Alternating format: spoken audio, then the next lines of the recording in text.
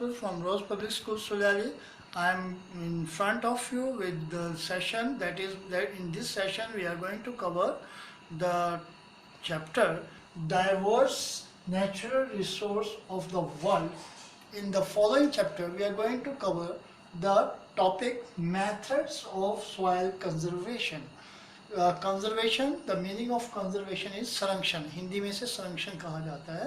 तो मैंने आपको पिछले वीडियो में भी बताया था, I have talked about the soil erosion and the soil conservation, that what is soil erosion and the what is soil conservation.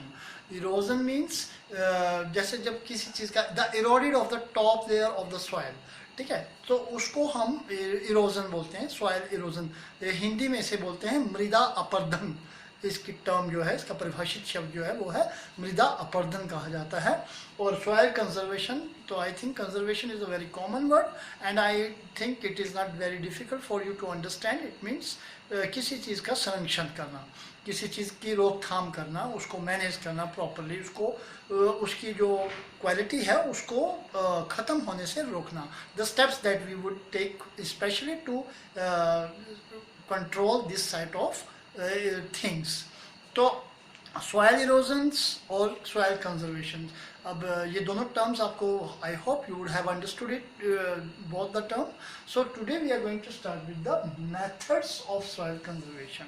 कि सॉइल कंजर्वेशन के लिए हम कुछ जो मेथड्स आजमाए जाते हैं, because we have a lot of variations in the topography that is available in our country. We are having a mountainous region, plateau region, plain region, coastal region, desert regions, and every area has their own significant reasons that are responsible for the cause of soil erosion.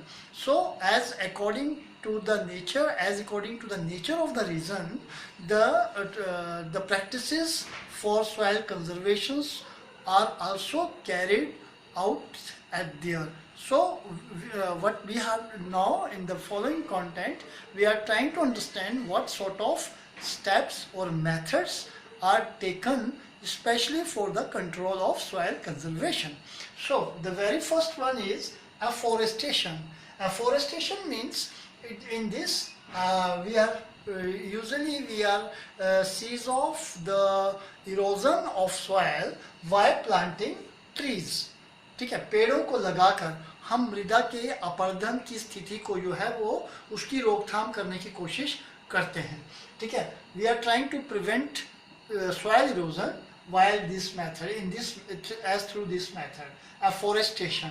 ठीक है, तो इसमें पेड़ों को लगाया जाता है और उसकी वजह से क्या होता है कि प्रिजर्वेशन ऑफ टॉप सॉइल. तो जो सॉइल की जो टॉप लेयर होती है, सॉइल की जो ऊपर की जो परत होती है मिट्टी की, वो बिल्कुल प्रोटेक्टिव रहती है, उसकी फर्टिलिटी जो है वो एज इट इज मेंटेन्ड रहती है. Is that clear? So that is afforestation. So the second one is contour ploughing. Contour ploughing, it is basically is being carried out in a little bit not very mountainous regions but in the slopey lands. तो वहाँ पर जो है land जो है वो high and up होता है, तो just only to retain the flow of water. Because क्योंकि अगर उसको कंटूर प्लॉफिंग के ज़रिए जो है इसमें खेतों की जो परत है उसको एक समान बना दिया जाता है. ठीक है, कंटूर प्लॉफिंग के दौरान. तो इससे क्या होता है, the flow of water is reduced. We are through this method the flow of water can be prevent, and with that, ठीक है, we are able to reduce the force of running water and that could prevent the chances of soil erosion. ठीक है, otherwise क्या होगा, अगर हम लोग पानी के फ्लो को नहीं रोकेंगे, अगर अप एंड डाउन हिल है तो क्या होगा, जो किसी एक पानी जो है वो ऊपर की टॉप सॉइल की फर्टिलिटी को जो है वो बहा के नीचे की तरफ लेके चला जाएगा. So the fertility just only to maintain the fertility of the soil. ठीक है, the contour ploughing or carried out. ठीक है, अगर इसको आप देखें वो आजकल काफ़ी ज़्यादा कंटूर प्लॉफिंग की जाती है. ठीक है, then the third method is terrace farming. Terrace farming जो है इसको हम सीढ़ीदार खेती के नाम से भी जानते हैं। इसमें सीढ़ीनुमा खेत बनाए जाते हैं। Specially this sort of method is being applied or is being seen especially in the mountainous region। पहाड़ी इलाकों में आप इस तरह के खेतों को देखेंगे। आप चंबा साइड चले जाएं, हाई एल्टीट्यूड रीजन में चले जाएं तो वहाँ पर आपको नज़र आएगा, ठीक है। तो आप हिल्स से देखेंगे तो आपको ऐसा लगेगा कि सीढ़ियाँ बनी हुई हैं खेतों की। तो that is basically just only to retain the flow of water so that the fertility of the soil can be maintained और कंजर्व। जो टॉप लेयर होती है सॉइल की उसको मेंटेन रखा जाए, ठीक है। तो इसलिए टेरेस फार्मिंग की जाती है। Then the next method is that is about the crop rotation.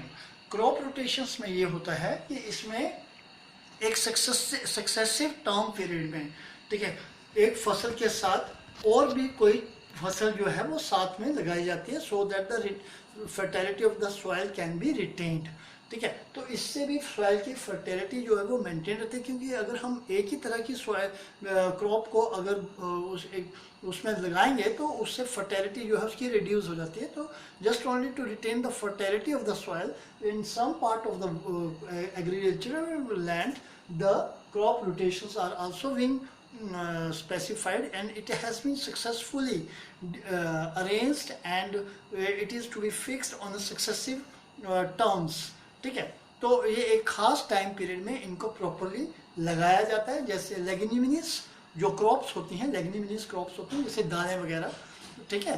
तो उनको जैसे अभी हम लोग आप देखें कि आजकल जैसे ये हमारा क्रॉपिंग पैटर्न में 3 क्रॉपिंग पैटर्न होते हैं। खारिफ पैटर्न होता है, रावी पैटर्न होता है, देन योर जायड पैटर्न होता है। आपको अभी तक आपको ये टर्म आपके साथ अभी आप you have not got an opportunity to study about this terms, लेकिन मैं आपको थोड़ा सा बता देता हूँ। खारिफ पैटर्न होता है जो कि हमारी जुलाई और अगस्त के बीच में जो हम फसलें उगाते हैं उनको हम खारिफ क्रॉप कहते हैं। नवंबर दिसंबर में जो बोई जाती हैं उनको हम रावी क्रॉप्स कहते हैं। और मार्च और जून के बीच में जो फसलें बोई जाती हैं उनको हम ज़ैड क्रॉप कहते हैं। तो आप देखते होंगे कि इन सीजन्स में हम सिर्फ एक ही तरह की फसल्स को क्रॉप्स को की कल्टीवेशंस नहीं करते हैं, बिसाइड्स हम बहुत सारी भी कल्टीवेशंस करते हैं, बहुत सारी क्रॉप्स लगाते हैं। So that helps in retaining the fertility of the soil. जैसे अभी मक्का लगा रहे हैं तो हम लोग चरी बाजरा भी बोते हैं, ठीक है। अभी आगे सीज़न आएगा तो आपकी जो तिल है, कोल्थ, मैं अपने एरिया की बात कर रहा हूँ, हमारे इसमें कोल्थ, तिल, ठीक है, और उसके बाद माँ की दाल, ठीक है, जो इसे हम काली दाल बोलते हैं, ठीक है ना। तो वो उन फसल्स को लगाते हैं। तो दैट आर लेग्यूमिनस क्रॉप्स, ठीक है। वो उनको भी एक सक्सेसिव टर्म्स पीरियड में, जो उनका सक्सेसिव टर्म पीरियड होता है उसमें उनको बोया जाता है। That helps in maintaining the fertility of the soil, okay. Then the next method is that is your construction of shelter belt. ये जो कंस्ट्रक्शन ऑफ शेल्टर बेल्ट जो है ये बेसिकली ये मेथड जो है ये हमारे को देखने को मिलता है एरिड रीजन्स में, जहाँ कोस्टल एरियाज में। वहाँ पे क्या होता है, वहाँ पे खेतों के बाउंड्री में जो वहाँ पे जो है एक रो में पेड़ लगा दिए जाते हैं, खासकर ऐसे पेड़ जिनकी हाइट थोड़ी लंबी होती है, ठीक है। And basically this has been designed just only to protect the crops specially from the flow of winds, ठीक है। क्योंकि अगर विंड आएगी, अगर उसके फ्लो को रोकने के लिए, विंड की फ्लो को ऑब्स्ट्रक्शंस देने के लिए ये पेड्स लगाए जाते हैं। क्योंकि अगर ऐसा नहीं होगा तो हवा से जो है सॉइल के टॉप लेयर जो है वो उड़ जाएगी, उसकी फर्टिलिटी जो है वो रिड्यूस हो जाएगी। तो एरिड रीजन्स में जो एरिड रीजन हैं या कोस्टल रीजन है वहाँ पर आपको ये सब इस तरह का मेथड्स देखने को मिलता है। जैसे आप पंजाब में चले जाओ, प्लेन पंजाब में चले जाओ, तो वहाँ पे आप देखेंगे कि वहाँ पे बड़े बड़े खेतों के साथ जो हैं सफ़ेदे के पेड़, बड़े बड़े पेड़ लगाए जाते हैं। That is only just only to reduce the flow of wind.